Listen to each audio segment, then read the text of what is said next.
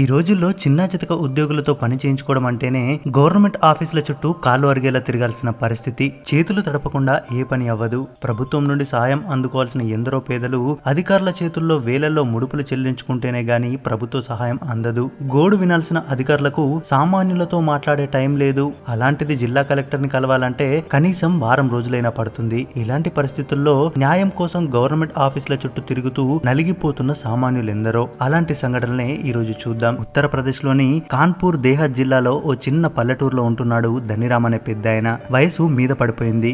నడిచే ఓపిక లేదు. పైగా దివ్యాంగుడు. దాంతో రాష్ట్ర ప్రభుత్వం అందించే పథకం ద్వారా ఎలక్ట్రిక్ బైక్ కొనేందుకు తనకు సహాయం చేయాలని కలెక్టర్ ఆఫీస్ కు వెళ్లాడు ధనిరామ్. ఇంతకు ముందు మండల స్థాయిలో చాలా ప్రయత్నాలు చేసినా ఫలితం లేకపోవడంతో స్వయంగా కలెక్టర్ కి చెప్పుకుంటే తన పని తొందరగా అవుతుందని భావించాడు. వచ్చే వాళ్ళు వస్తున్నారు, వెళ్లే వాళ్ళు వెళ్తున్నారు. కానీ ధనిరామ్ ని ఎవరు పట్టించుకోవడం లేదు. ఇక పక్క నుండి వెళ్తున్న ప్యూన్ ని పిలిచి, సారు వచ్చి 2 గంటలు అవుతుంది, కాస్త కలెక్టర్ గారికి చెప్పండయ్యా అని వేడుకున్నాడు. అందుకు సర్లే చూద్దామన్నట్టుగా ఓ చూపు చూసి లోపలికి వెళ్ళిపోయాడు ప్యూన్. పొద్దునెప్పుడో వచ్చిన ధనిరామ్ మధ్యాహ్నం లంచ్ టైం అయినా సరే తన పని అవ్వలేదు. ఇక ఓపిక నశించి ఇంటికి వెళ్లిపోదాం అనుకునే టైంలో ఓ అమ్మాయి అతన్ని చూసి దగ్గరికి వచ్చింది. తాతగారు ఏమైంది, ఇంత ఎండలో కూర్చున్నారేంటి అంటూ ప్రేమగా అడిగింది. అందుకు ఆ పెద్దాయన తన పరిస్థితిని చెప్పి బాధపడ్డాడు. ఆ పెద్దాయనకి ఆ అమ్మాయి స్వయంగా కలెక్టర్ అని తెలియదు. తాను పడ్డ కష్టాన్నంతా అధికారులకి సామాన్యులపై ఉన్న చిన్న చూపుని పూసగుచ్చినట్టు చెప్పేశాడు. ఇంకేముంది, కలెక్టర్ వెంటనే అధికారులందరినీ పిలిచి అసలు సమస్య ఏంటో, ఎందుకు లేట్ అవుతుందో తెలుసుకున్నారు. అంతేకాదు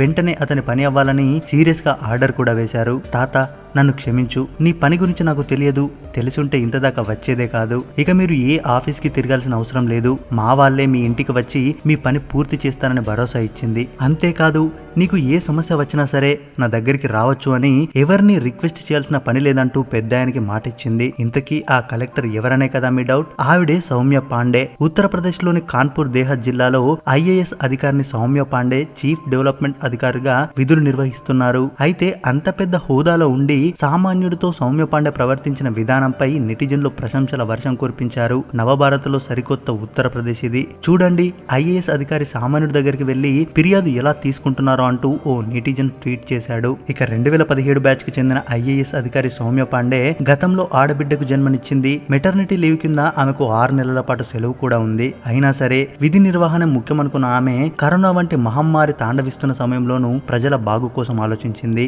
రోజుల బిడ్డను తీసుకుని తన ఆఫీస్ కు వచ్చి విధులు నిర్వహించింది. చూశారు కదా ఈ ఇద్దరు ఐఏఎస్ ల గొప్పతనం. సామాన్యుల పక్షాన ఉంటూ నిస్వార్థ సేవ చేస్తున్న ఇలాంటి ఆఫీసర్లు మన దేశంలో ఎంతమంది ఉన్నారు చెప్పండి. మరి ఇలాంటి గొప్ప ఆఫీసర్ల గురించి మీరేమనుకుంటున్నారో మీ అభిప్రాయాన్ని కామెంట్ రూపంలో తెలియజేయండి. మరిన్ని ఇలాంటి వీడియోస్ కోసం మన ఛానల్ ని లైక్ చేయండి, షేర్ చేయండి, సబ్స్క్రైబ్ చేసుకోవడం మాత్రం మర్చిపోకండి.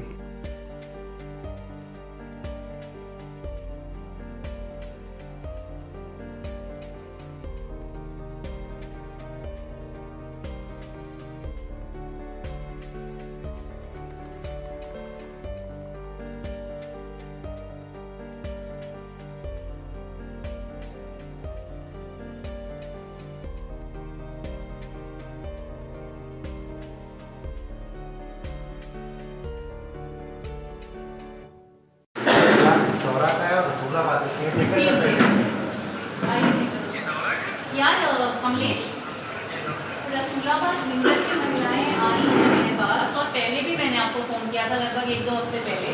भीखदेव बाजार है भीखदेव तो रसूलाबाद का है और किसौरा झिंझक का है।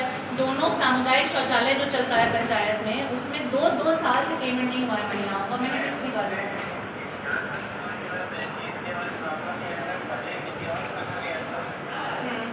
पहले कोई और जी, वो जो 3 सदस्य प्रधान होकर के ओबीसी महिला आपने पत्नी को लगा दिया था। जब वीडियो साहब ने कहा कि एससी महिला लगाइए, तब हम एससी हैं। कब से आप काम कर रहे हो? 2 साल हो गए सर। वीडियो साहब, सिंपल सी बात ये है कि अब आप देखते हैं कि यहाँ पे मेरे पास सामने कोई अभिलेख नहीं है। प्रधान सचिव इनको बुलाइए, महिलाओं को जो पहले लगी थी, जितने दिन इन्होंने काम किया प्रमाणित करके उतने दिन का मानदेय मिले। ठीक देख की जो कहानी वो सर चाबी हमारे पास है। ये नहीं, एक मिनट शांत। अरे रुको, विवाद है। जब आपने किया आप करेंगे, जब उन्होंने किया तो वो पर इनको आप जाइए ब्लॉक में, और ब्लॉक में बैठ के इस मैटर को सुलझ करें।